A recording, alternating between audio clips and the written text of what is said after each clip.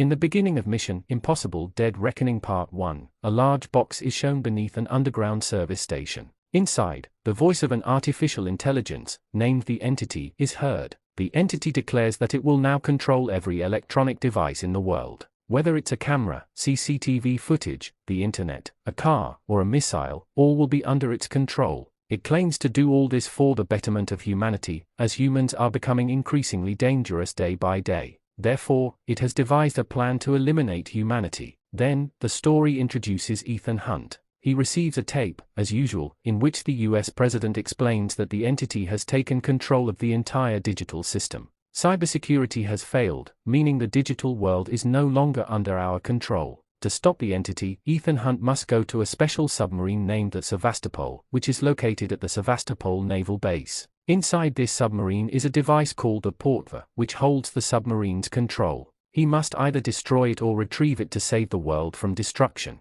The Sevastopol is a Russian submarine that defends its country underwater. The Portva was an AI submarine that controlled everything with its own mind. But it became so intelligent that it killed its crew and hid itself in deep waters. Its plan now is to infiltrate a worldwide defense system in the Congo, Africa, to bring all global electronic devices under its control. A different aspect here is that Ethan finds an analog tape which he plays on a TV. As soon as the mission is received, the tape self-destructs in 5 seconds. Ethan Hunt's main mission is to stop his former IMF agent, Gabriel, who now wants to control the Entity so that the whole world falls into his hands, making him the most powerful human. However, the good thing is that Gabriel's former associate, Paris, who speaks French, has now joined Ethan. So, Ethan first sets out to meet his team to plan how to stop the Entity. First, we are shown Benji, an expert hacker who has helped Ethan in many previous missions. Then, we are shown Luther, who has created a special pen drive, a virus-like device that can capture the Entity. But their team needs more members, so they go to a police station where Ethan and Benji must rescue Paris,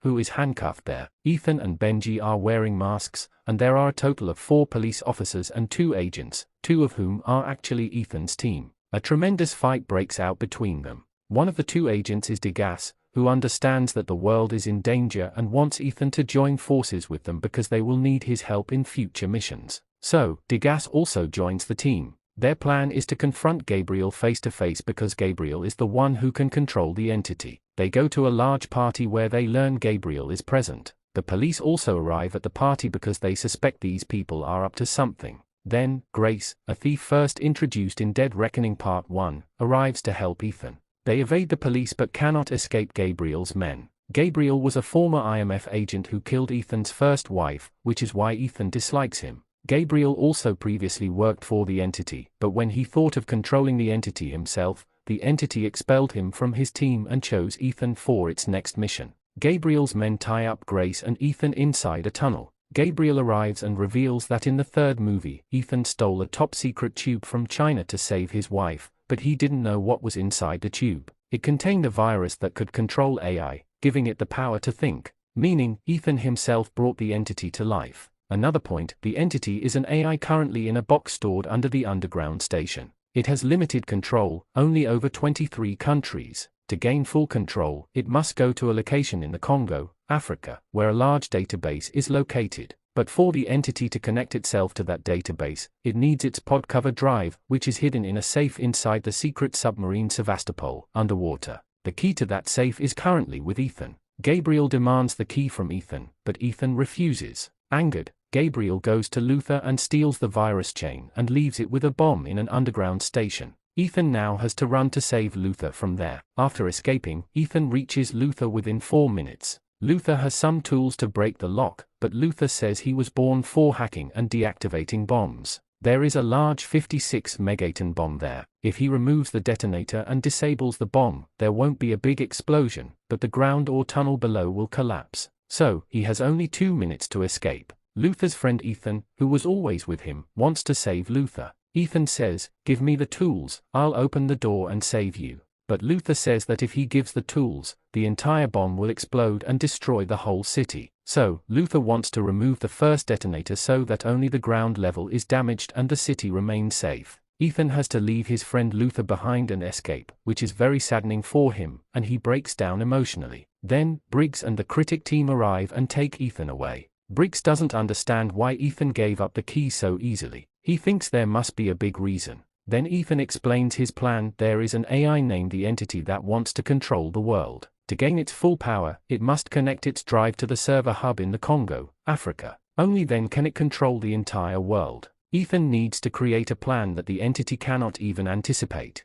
He says if they all unite, they can stop the Entity, but Briggs doesn't believe him. The AI had already anticipated all this. So, Ethan is taken to a secret facility at a US camp. Many high-ranking US officials are there, along with the US president. Ethan's past missions are shown, highlighting how he completed major missions. It's explained that many people died, but the world was never endangered. Ethan never fully followed orders but always completed his missions. So, he is both guilty and not guilty. Then Ethan speaks before them all, saying he had a secret message that also went to the president. He convinces the president that only he can stop the Entity. After hearing Ethan, all the high-ranking officials refuse to believe him, saying he has gone mad and they cannot believe him. Meanwhile, the Entity has taken control of Europe, Africa, Bangladesh, and Australia, and has taken control of their missiles, and can attack us at any time. The people in the meeting refuse to believe Ethan, but the president trusts Ethan. She says in front of everyone, even if you put him in jail, he will complete his missions.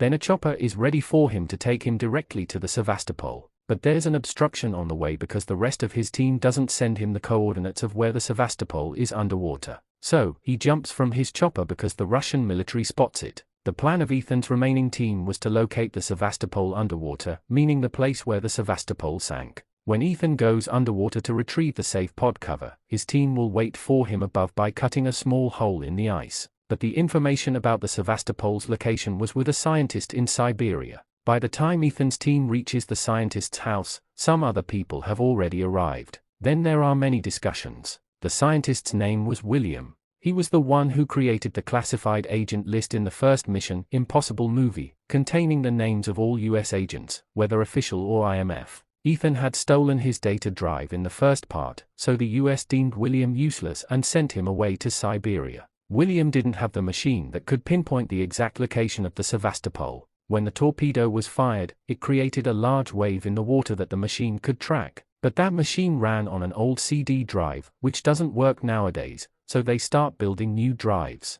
The scene shifts to Ethan Hunt. When he is in the water, some people come to help him. Their leader, Captain Blood, says, "Whatever you need, tell us, we will help." The captain listens to Ethan because Admiral Neely had told him to do whatever Ethan says. Then Ethan explains that he has a plan to reach that place in Russia where the Sevastopol sank. He explains to Blood that the area is very large, about 1.5 trillion square meters, meaning finding the spot underwater is very difficult. But his team had already gone to a scientist in Siberia who knows the exact location. The scientist will send a location message in 2 hours. Until then, he tells the captain to keep his radar on. Ethan tells the captain that as soon as the location is received, he should take him to that spot via the submarine. He knows where to go once underwater. To go underwater, Ethan needed a special suit. A girl named Helena helps him and explains that the suit works up to 300 feet depth. She tells him that his body will shrink due to the cold, his breath will stop, his hands and feet won't work, and his brain won't get oxygen. So, he could faint and die.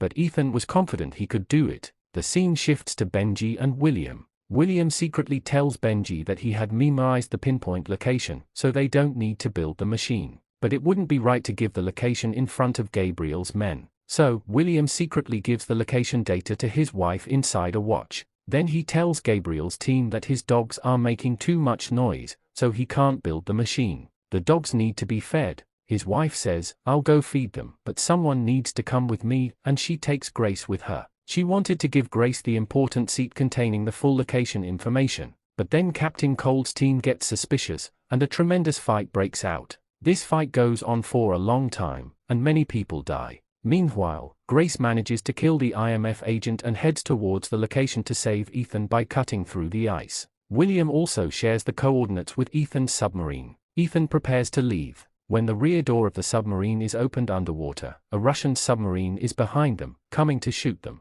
Ethan tells the captain, "Drop me off here. Slow the submarine speed drastically, take a U-turn, and all of you escape quickly." As Ethan tries to escape quickly underwater, for a moment he uses the Russian submarine for support to save his life. He barely escapes death from the other submarine while falling into the water. There's no light below, and he has drifted a bit from his location. Still, he releases flare lights to see something in the light and finally reaches the Sevastopol. Inside the Sevastopol, it's pitch dark because the place is very old and everything is filled with water. But there were some pods where water hadn't entered yet. He goes there and turns on the light to see around. He finds old bodies that were also shown in the first part when the submarine was destroyed. Then he manages to retrieve the pod cover drive. But as he is leaving, the movement of the submarine causes things inside to shift, and water starts flooding everywhere. Because of this, the exit path gets blocked. When the exit door was closed and the suit's oxygen was about to run out, Ethan thinks about how to get out.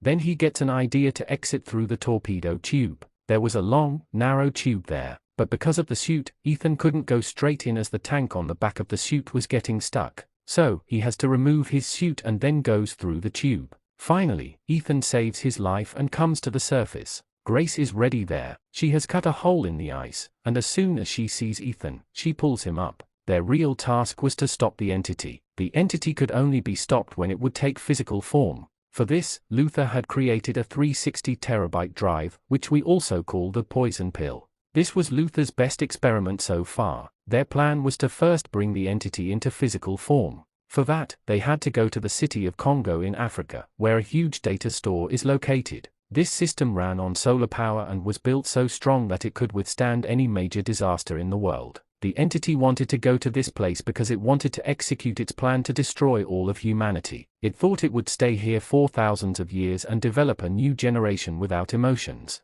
Their team's task was to trap the entity physically in that small 3 terabyte drive. They had to do this in just 1 second, i.e., 100 milliseconds. If not done in time, when the entity enters the system, it will launch all the world's missiles and destroy the world. So time was very important. The entity had to be stopped within a second, and only this virus could stop it. The virus drive was with Gabriel, and Gabriel was already sitting in the server mainframe to defeat the entity. So now their task was to meet Gabriel. They had to give him the portlet drive so that Gabriel could insert the virus into the podcover drive. Everything was already planned here, but a problem occurred. When they went to meet Gabriel, the police also arrived and tried to arrest Ethan. But the police knew Ethan was the man saving the world, so a big fight ensued. Gabriel had already prepared a plane to escape. He knew Ethan would follow him with the pod cover, so he gets on the plane and leaves. On one side, Ethan is chasing the plane, and on the other, his team is trying to stop the entity in the server room.